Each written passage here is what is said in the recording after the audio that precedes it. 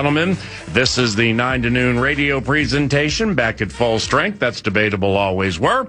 We have a big one tonight, ladies and gentlemen. No. It's not the punchless Yankees against Red Hot Tampa Bay. No. It's not Indiana Fever steam with Caitlin because she played yesterday. No. Olivia Miles goes at 7 tonight here at Target Center, but it's not that either.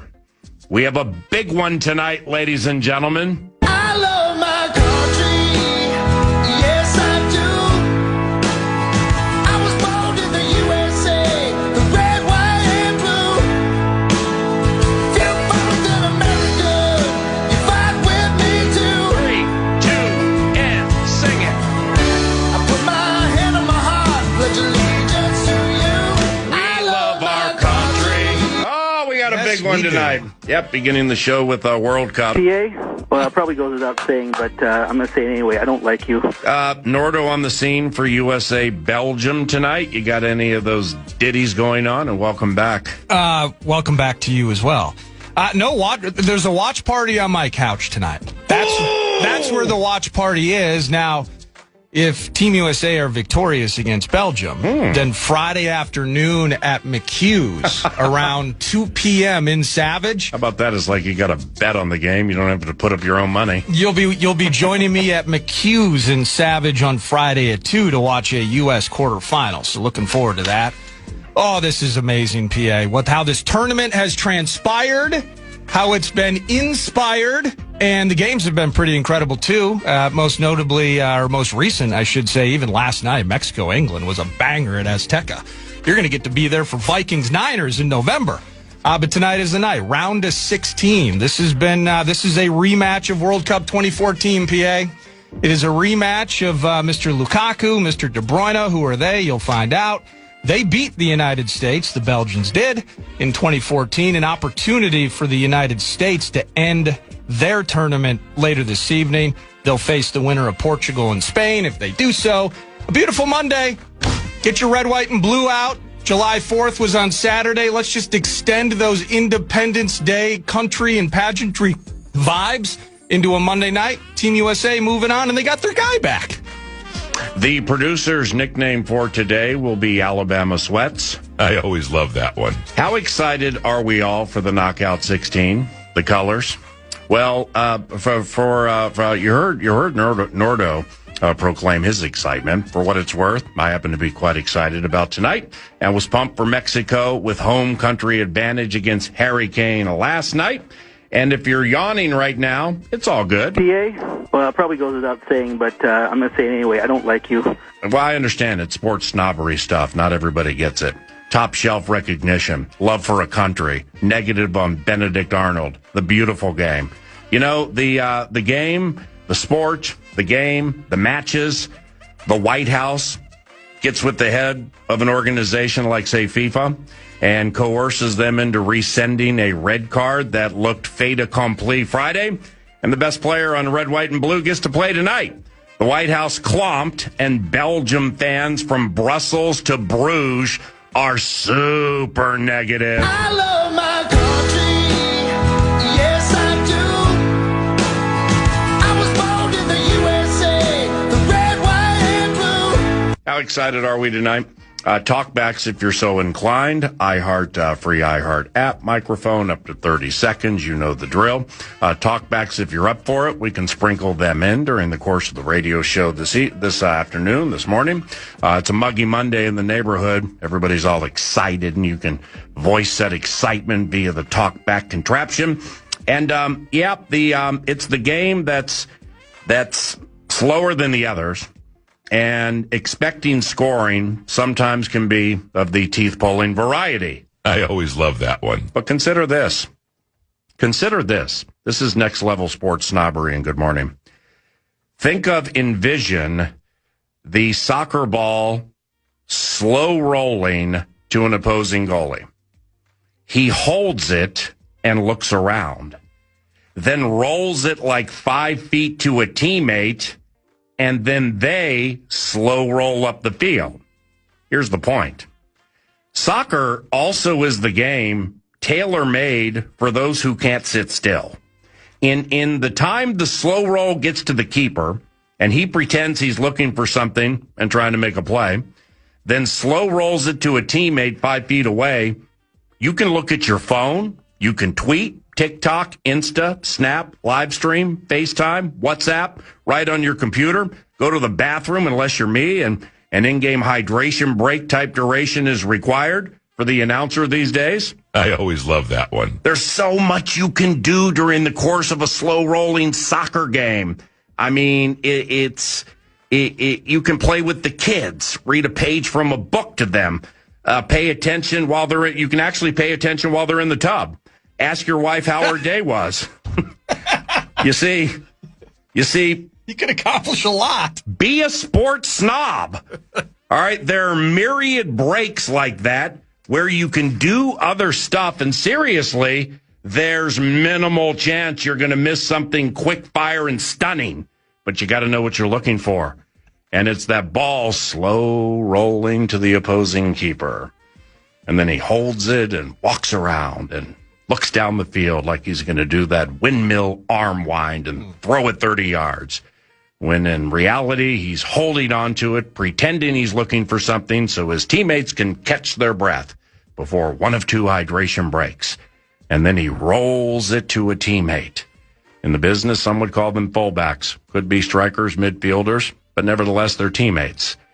And during that slow roll, then the team slow rolls to midfield. There's so much you can do. You guys are missing everything if you ain't liking this. PA? Well, it probably goes without saying, but I'm going to say it anyway. I don't like you. We promise.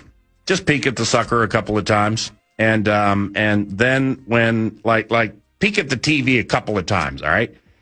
During this whole slow roll facade. Then when they get close to the box, drop everything. I mean, it's like, what are you doing? The USA might get a goal, honey. You need to watch Billy, Johnny, Christy, Susie, Tamika, or Antoine in the tub, because I got to watch this USA soccer team. I love my country. Yes, I do. That's all tonight, and it's a big one. Also coming up big in the Covenant is Hoffman Cooling and Heating and this weekend wrap.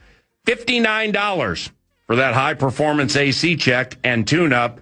And you better make sure that baby's working the right way for the kids and the animals right now. I mean, shoot.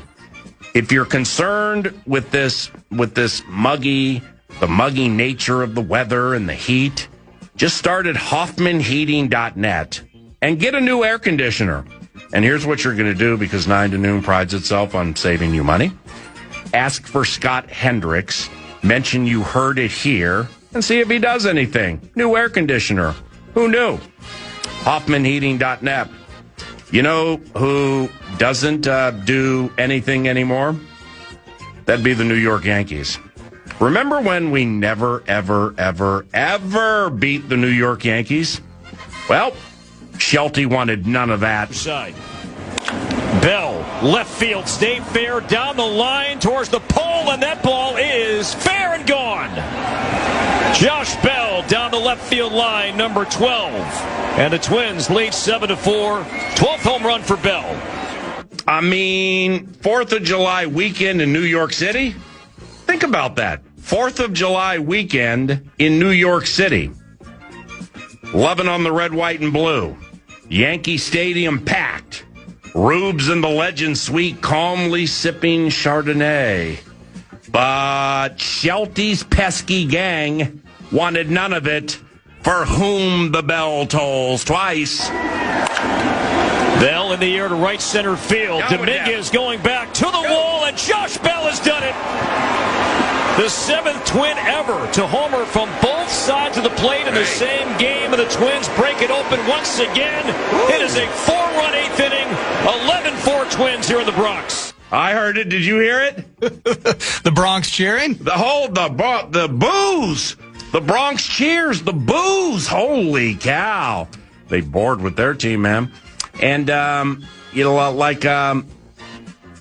Josh Bell with those home runs. But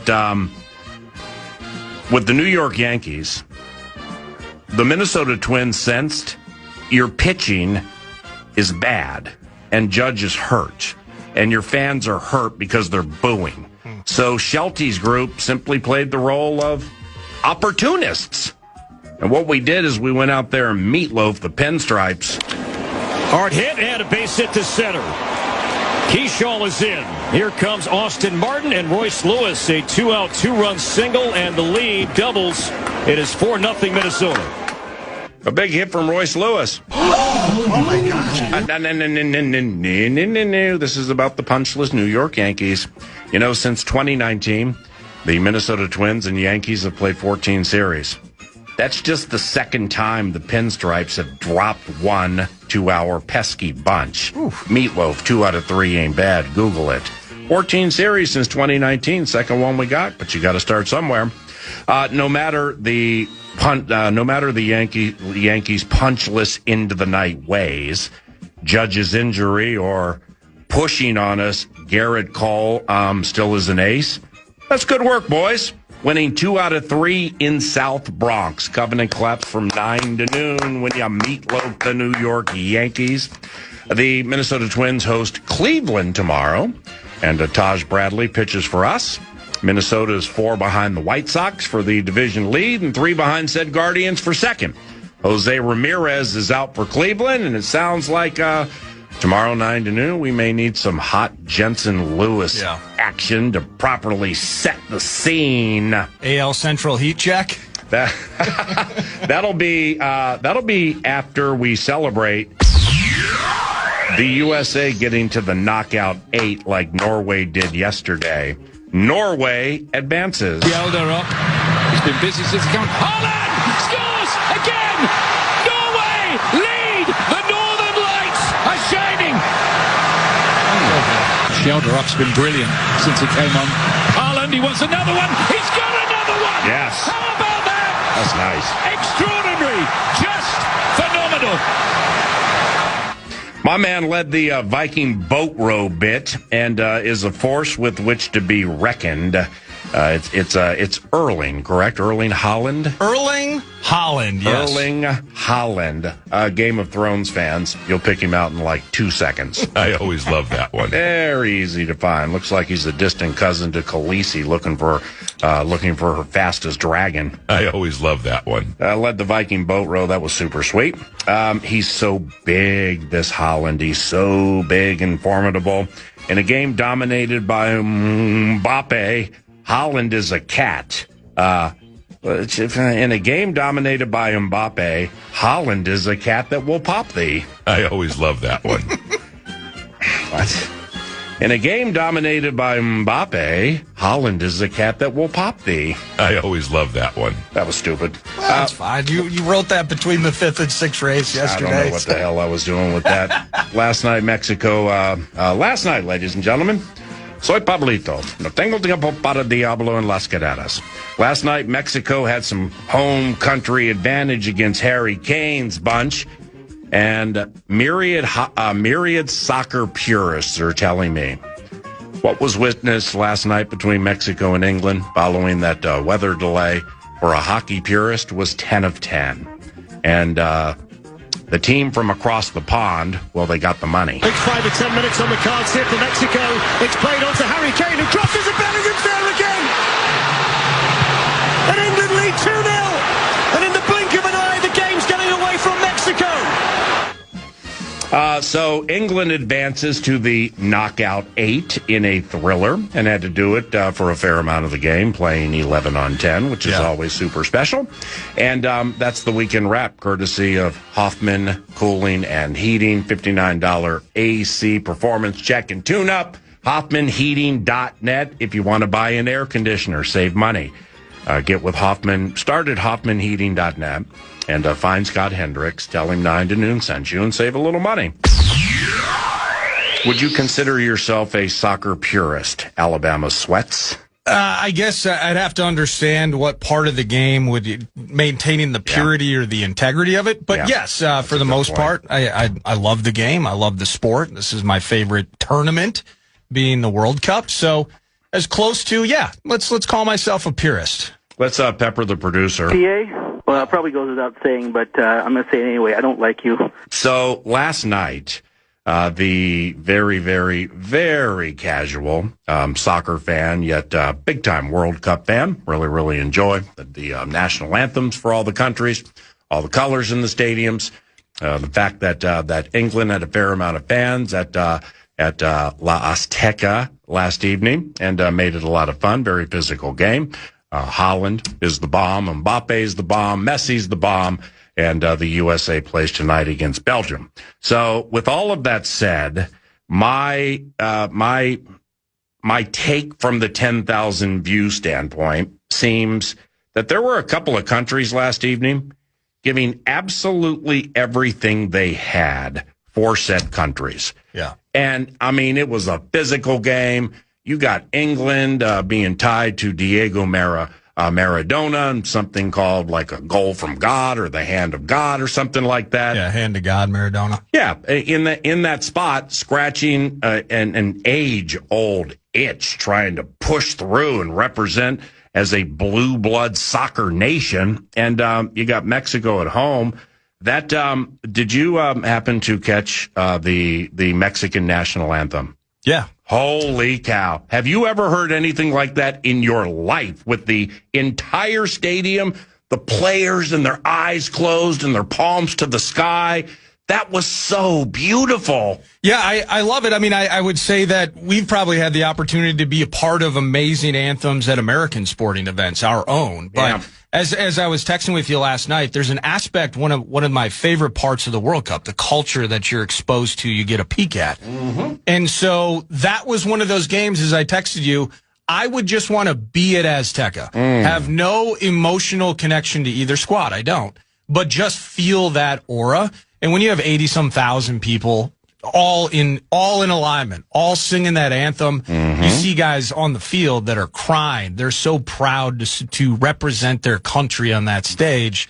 And that was an opportunity into that match last night that Mexico, that's the hump. This is the round they haven't been able to get over. And all the build up to it.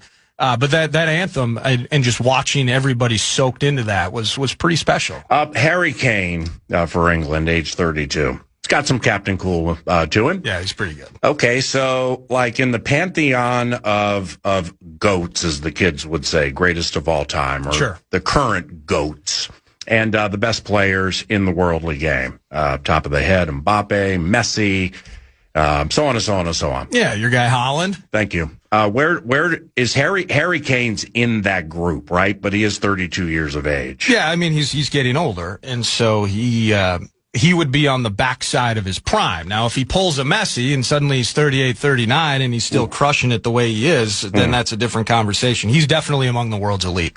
With last evening's match, which England outdueled Mexico in a purist-related thriller, assuming Mbappe was watching, do you think he's concerned? Do I think? No, I don't.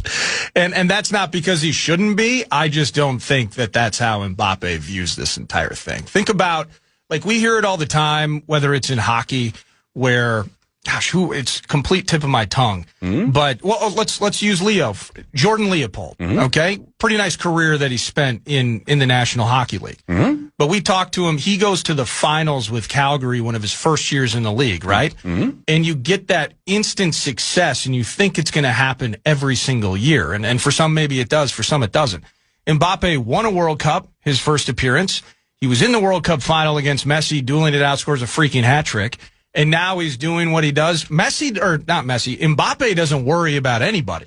However, I think he very much should be worried about this all-star team in England that either is going to lull you to sleep with mediocrity, or a guy like Bellingham's going to jump out in less than a minute and a half and put 2 on the board, shove it down your throat, and send your team back home. So they should be worried. There's a couple of really, really strong contenders in this tourney. Almost as, and this popped up over the weekend. I actually saw it at ProFootballTalk.com. Florio gets really into stuff like this when it comes to TV ratings. Oh, yeah. Specifically, if it flies in the face, if it's counterculture. If it flies in the face of what everybody tells us, everybody watches, and things to which they listen. Well, you know what he wants to do? What? He wants to give us the reality.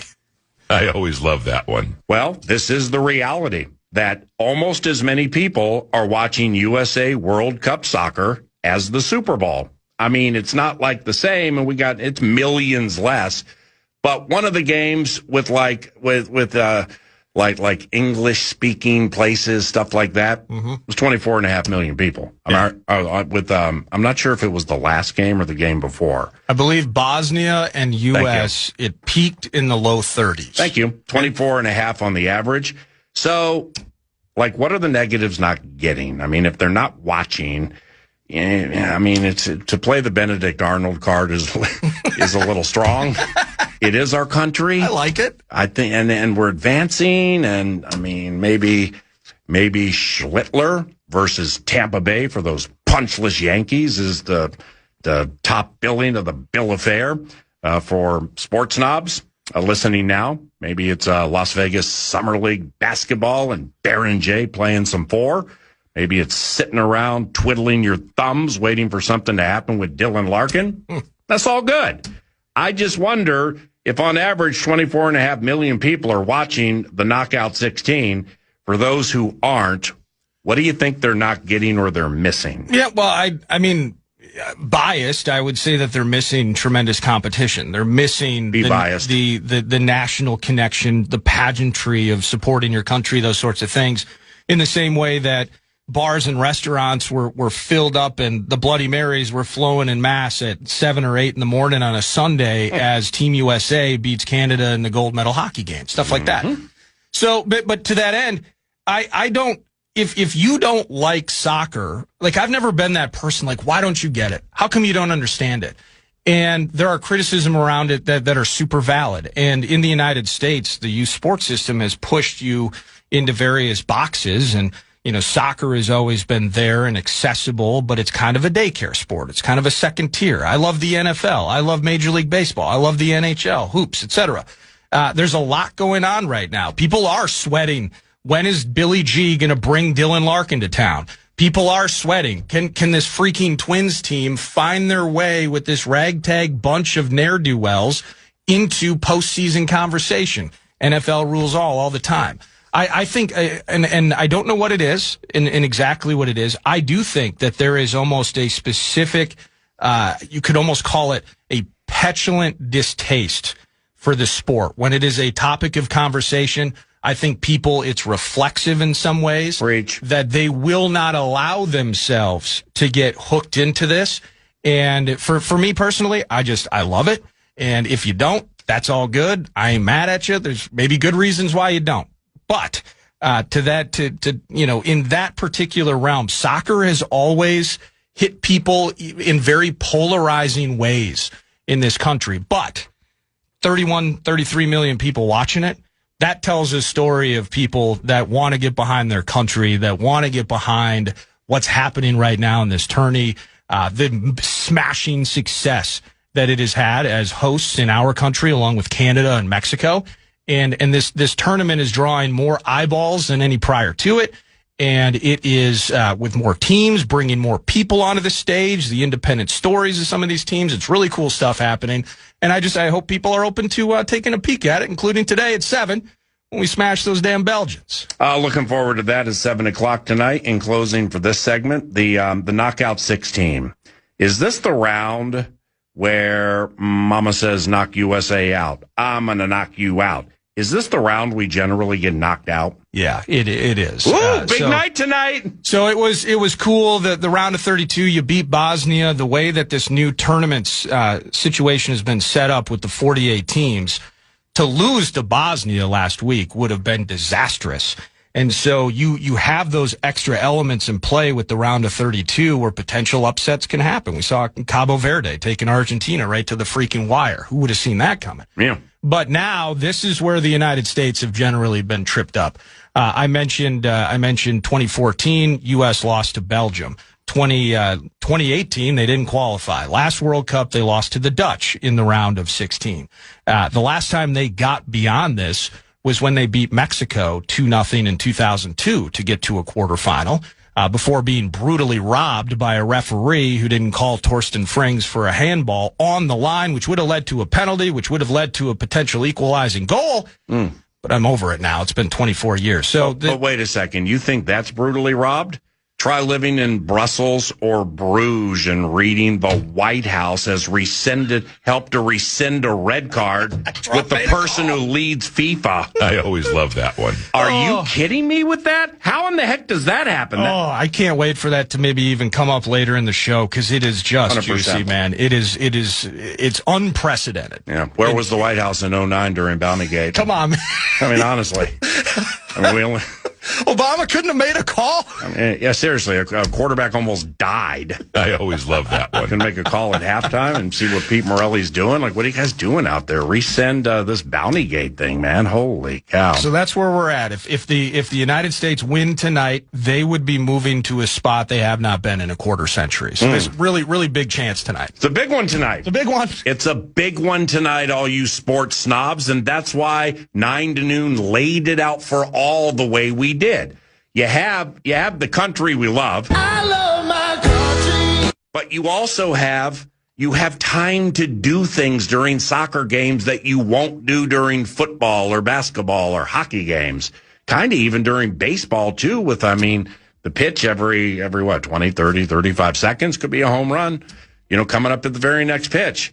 When the opposing goalkeeper ends up with the ball, and then he goes walking around the box, looking down the field, pretending like he's looking for something to happen, when in reality, he's just letting his dogs catch their breath, because that's a lot of running out there. And then he rolls it ahead 5 feet to a teammate. And then he slow rolls up the field and passes it. And then they're bored with the set. So then they kick it back to the keeper. Oh, yeah. And they do the whole thing again. I mean, you can actually watch the kids in the tub. You can make a sandwich. You can tweet. You can text. There's so many things you can do during the beautiful game. I mowed the lawn. That you can mow the lawn if you take the hydration breaks in the halftime, you can get 3/4 of your lawn mowed. I always love that one. These guys have it all figured out. Guess what? You're wrong, and the world is right. PA? Well, it probably goes without saying, but I'm going to say it anyway. I don't like you. All of that's courtesy of TimberTech and TimberTech.com. Manny Lagos, Minnesota Soccer Immortality, will be with us at 10 o'clock. We got Vikes Bites around the corner. P. Fox is here at 11. Haven't chatted with that elite basketball mind in a few weeks. Curious to get his thoughts on LaMelo Ball, Trey Lyles, and some other stuff. Nordo produces, and I'm Paul Allen. We're back together again at FM 100.3 KFAN. This is the 9 to noon presentation on your favorite station. The kids call it KFAN. Good morning.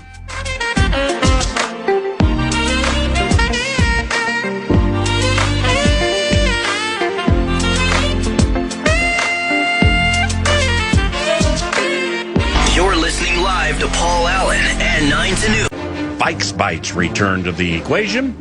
Yours truly did it 3 times last week, sans Nordo.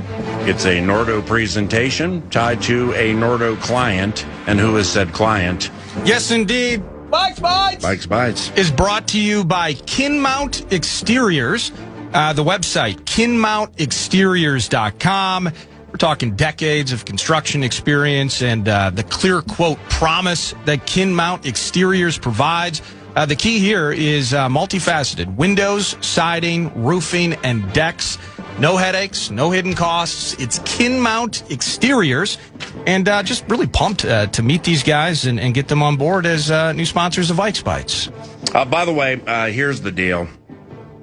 Yours truly ran into a loving individual, a loving fan, a loving person who was very kind, who from about 20 feet away, somewhere within the last week at Canterbury Park, hit me with a, PA, how about them Queens? What do you think about them Queens this year? So after being after chatting with the individual, this is FIRA, Fairness in Rube Act. All right, FIRA. It's Fairness in Rube Act. This is a Rube-generated talker. Oh my gosh, you are above average at that. I ain't kidding you. I mean, after the how about them Queens, it was, my man hit me with this. And at the end of it, I said, Holy cow. I like how you laid that out. I think I might write it out and share it 9 to noon next week. Maybe on a Northern Fire Talker Tuesday, or maybe on a Monday. So I wrote this whole thing out for Vikes Bites today, and I'm just going to read. I'm going to read 2 sentences and a closing paragraph, and make sure that all of you are with us tomorrow for the Talkback Talker Tuesday. Ooh, because this ended up, it's fire of fairness and Rubact. I mean, my man put me on a nice little typing spree here with the way he phrased this thing up, and here it is. you have Sorsby like notes in front of you right now. This bit you a little bit. He asked me this question: is Kyler Murray in any way playing for his career? Oh my gosh. I hadn't looked at it that way. I hadn't thought about it that way. Okay, so given I'm obsessed with the contextual nature of questions like that, I then asked him, well, when you say playing for his career, what do you mean? And he was ready. Fairness and Rubact. He said, well, not his full career, like if things are bad here this year with them Queens, but like his starting career. And I said, oh. So, this now is going to be for tomorrow, and I'll explain why in a second.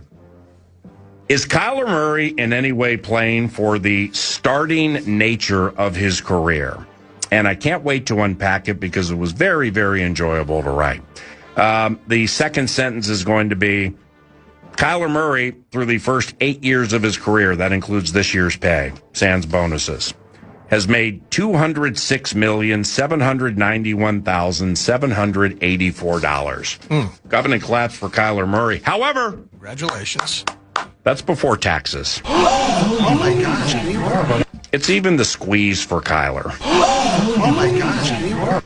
So he has enough money to not care, or he has enough money for the project not to work. Got you going a little bit there, didn't it? This old Rube equation that 9 to noon wrote out over the last 2 days. He has enough money to not care. Or he also has enough money for the project not to work. So we're going to stop there and then go to the end. And this is what you're going to get for the ending of this tomorrow. Because it's talk-back worthy. It is. Minnesota 3-2. Minnesota Vikings Training Camp 2026 is one of the more fascinating we've had in a while for sure because of the new kids on the defensive line, Banks and Citrus. But Kyler Murray has some shiny toy to him. He's a legit reclamation project in search of saving a starting career, and he very well could hold the key to high-end Minnesota Vikings offensive success. Oh my gosh. 9 to noon. Cannot wait to see it develop. But please join us tomorrow because that will be part of the Northern Fire Talker Tuesday that has some legitimate talkbacks to it. You know why we paused that there? Because we just don't have time to properly do it the right way, and football always wins. Here we go, Paul! So we got to make sure we do that thing the right way tomorrow with the Steve's Appliances Marathon. Tie that whole thing together. We're going to get that tomorrow. Meanwhile, back at the ranch, Vikes Bites was provided by who? KinMount Exteriors, KinMountExteriors.com. Let me ask you this, PA, because I was stumbling upon something just weekend, waiting for soccer games, and it's Vikes Bites in July, and we're all pining for this quarterback competition to come to fruition. But I saw this via Vikings.com, and it was Craig Peters, and he was doing his mailbag bits, and love what Craig does for Vikings.com and the work he puts in. But it sparked a question for me. Is you look at Juwan Jennings. Now take the quarterbacks out of the equation for a bit. We're excited about the Florida Cat. Let's get that foot healthy. Dominique Orange, Big Citrus, and the highlights that are going to be coming via the Vikings audio network with you and Pete are going to be tremendous. So we know all the names and all the faces. The punter that throws, the punter that passes. I think O'Connell's locked in to do quarter 3 with us on TV and radio at Denver. And I mean, that is can't miss simulcast related beauty, and hopefully maybe Justin Jefferson makes an appearance. I don't want to push it. And good morning. But he's as good as it gets. You get a free pair of Oakleys out of the deal, and I think everybody wins. Two pair. I always love that one. Which is the most important addition? Ooh. Would it be your Caleb Banks, first-round equity? Would it be the big citrus? Would it be a free agent du jour? Or would it be the return of a fully healthy Christian Darrisaw? Ooh. You know what? That is so meaty and juicy. I think it's perfect for Vikes Bites on Wednesday. I always love that one. Here's what I'm thinking about. We fade the music, fire up 9 to noon. Good morning. Okay. Who's the best player on Argentina and why? PA? Well, it probably goes without saying, but I'm going to say it anyway. I don't like you. Who's the best player on Argentina and why? Okay, well, the best player on Argentina would be Lionel Messi. The greatest in my lifetime and possibly the last century to even play the freaking game. The greatest we've ever seen. And so, yes, it would be Lionel Messi, who truly does it all for those defending champion Argentinians. Will they dust Egypt today? Dust them? Well, they don't play today. Oh, it's not today? No, Argentina and Egypt, no, it's all good. It's just tomorrow. Got muy mal. But it's an 11 a.m. Well, you know what that means. Distraction factor, final hour, 9 to noon tomorrow. 100%. I'm going to watch so much YouTube tonight and Gravy Train how they call the play-by-play of soccer is done. And I'm going to do it off the TV for the final hour, 9 to noon. Hey! I think you can be the analyst. Yes, I think as far as anybody goes, not the easiest route. The easiest route thus far, I think, has been what Argentina has had to face from the group stage to now facing Egypt. Egypt kind of a one-man operation. This guy, Mohamed Salah, long-time big-timer in Premier League, but Egypt's tournament ends tomorrow. Yeah, I do believe. Lastly for this seg, do you think AYSO leagues are popping up anew all over the country with this USA World Cup cachet? Is all that happening right now with the 30 million watching? That's a good question, man. You know, and that would be, well, it's a good question because in similar ways to what we were talking about last segment, you hit me with, you're like, hey, Norda, you love soccer. Mbappe. What are the negatives not getting? What are the negatives not seen here? Well, they're not sports snobs, and it's next level stuff. Maybe that's part of it. But in the end, when the United States hosted the World Cup in 1994, this was on the front end of trying to launch Major League Soccer. Domestic leagues in this country had not been long-lasting, nor were they very successful for extended periods of time. But the excitement over World Cup 94 and the momentum that was seen after that, it didn't hold. It didn't hold in the greatest respect, PA. There was certainly a spark. People loving it. You know what? I'm going to get my kids playing soccer. And that's terrific. But it didn't hold. Again, people still love playing football. People love playing soccer until tackle football is an option. People love playing soccer until the Traveling Hoops League begins. So there absolutely, I believe, will be some sort of spark and a material and even measurable benefit from having this tournament here and all those eyeballs watching. I do not believe at this stage, as long as the youth systems are set up the way they are, that there will be truly a long-term measurable spike in those that participate into their teens and high school years. Preach. So there's going to be, certainly, new opportunities, kids selling out. Wow, I want my kid to get involved in this sport. How that staying power as kids become teenagers, kids start to, hey, I can hit a baseball pretty well too. Hey, I got this jump shot that's kind of working. Hey, I'm just taller than everybody else and I can dunk. I'm the big kid. I'm terrific as a defensive lineman. As that starts to happen, will the staying power, will it maintain? I, at this stage, would say no. But I'm just really soaking in and enjoying the fanfare around it and the casuals. Whether you know everything or you know nothing, I don't care. Just turn on the TV if you're interested. Support this nation, support this national team, and have fun with it. So baseball on the worldly stage. Can't wait for the World Baseball Classic. Well, I always love that one. I mean, is it even every year? Who knows who plays? Nobody can find it. I mean, seriously, just support your country. Just here. support your country. I mean, let's not go Benedict Arnold on this and make it all prideful and stuff. Jerkass! How excited is everybody to? I mean, we're excited to see what Pulisic can offer this evening against Belgium. It's a big one for him tonight. How excited is everybody to watch Trey Kaufman-Renn in Summer League? Can you repeat the part of the stuff where you said all about things? Werewolves of London. It's 9:45. You're listening to 9 to Noon. This is 9 to Noon, live on iHeartRadio and KFAN. Mbappe. Mbappe, though. 9:52. Welcome back. Parker Fox is with us at 11 o'clock. Nordo's back from the Alabama Sweats and is here to aid us with some Parker prep so we don't miss a beat with the 11. Significant NBA moves that have transpired the last week and change. Julius and Nas gone. We know that. LaMelo and Trey Lyles here. We know that. We'll handle that and the dreamscape for some that is LeBron James playing for the Timberwolves when Big Boy arrives an hour and change from now. But alas, there's much more.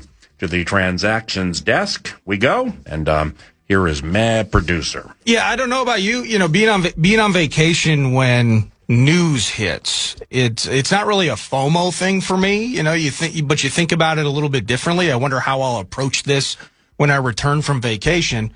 And you're sitting there kind of watching some of the NBA, some of these transactions taking place, and it's like, whoa, John Collins got what? And this happened, etc.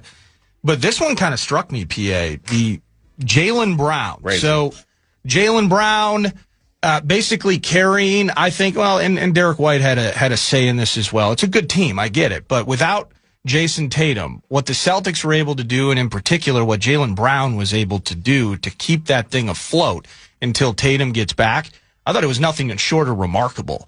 But still at the end of the season, the way the conversations are taking place is you got two guys making a ton of cash, and Tatum and Brown, and one of them's got to go, and it sounds like it's going to be Jaylen.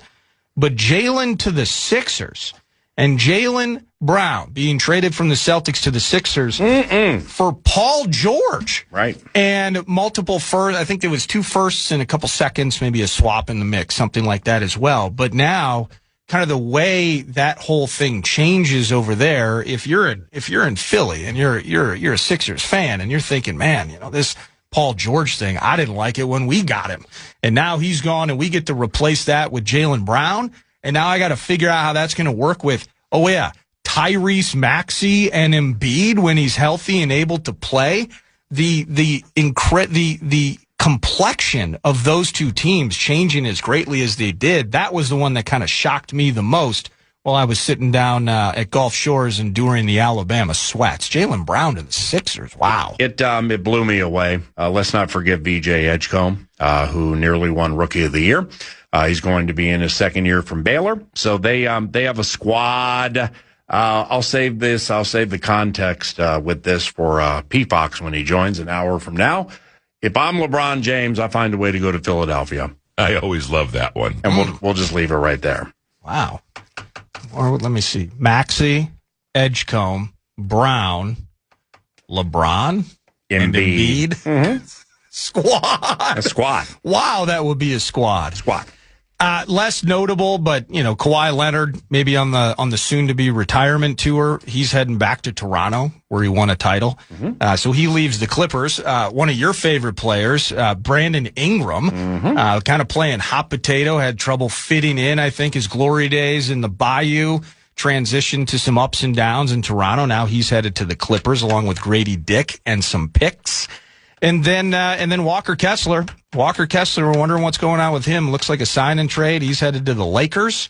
That was an opportunity for them. New look to the Lakers, by the way, now that LeBron's out of the mix. My guy Quentin Grimes comes from Philly to L.A. They re-up Austin Reeves, so it'll be Doncic and Reeves in the backcourt. Grimes trying to hit a spare corner three here and there. Your guy Jake LaRavia and Walker Kessler They also got Colin Sexton. So Walker Kessler's with the Lakers? Walker Kessler, I believe, is with the Lakers.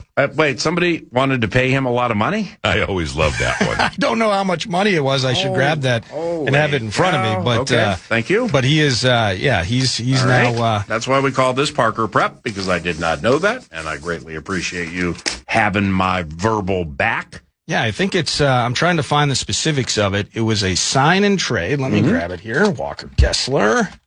Okay. So, yeah, he agreed to sign a sign and trade deal, sending restricted free agent to the Lakers in exchange. He's signing a 4-year, $130 million contract.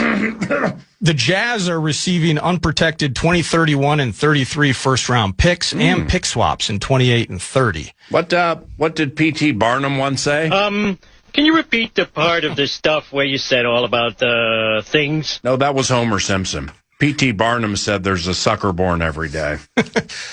Speaking of suckers, and you can tell me and take me deep on this, because I just, this has hit me so hard as watching this thing unfold. So Trae Young re-signs with the Wizards. Yeah. They have Anthony Davis. And I think that thing just has to end at some point. The combination of the health and all the things that go around making AD such a centerpiece of the offense, I just don't think it's going to work. But then they go out and get... Well, they got that cat Sarr, too, who can play. Well, that's the thing. And so you want Sarr to get those opportunities, and I'm just curious what that looks like if you are still trying to force feed AD into the mix. But now they added DeAndre Ayton to the Wizards as well. The skeletal remains of DeAndre Ayton. Didn't you watch him in the post? I mean, are okay? Well, that's what I'm talking about, PA. And you know, Parker's going to come in at 11 and he's going to set all this stuff straight. But it's like, okay, Trae Young, I get it. I thought there was a DC related deficit. I always love that one. Why do you get between the couch cushions for pennies and nickels for DeAndre Ayton? And I know that they love, you know, you got your Bub Carringtons and you're very bullish on Bilal Coulibaly. Yep, Coulibaly, the bomb. He is the bomb. And then the other Champagny, Julian's brother Justin. So if you like those guys, Kaishan George, if I didn't mention him, but if you like those guys, you're surrounding that young talent, Sarr, this core, with skeletal remains. And it's kind of interesting to see where the Wizards are trying to head with this, doing whatever they can. Now they got D'Lo. Yeah, they got D'Lo in the mix. So everything's good for the Wiz. Oh, they had the first overall pick, too. Was it DeBonsa? Yeah. AJ DeBonsa. That's right. So that's P. Fox Prep. There's there's more. He'll be here about an hour from now. We'll chat LaMelo. We will chat Trey Lyles.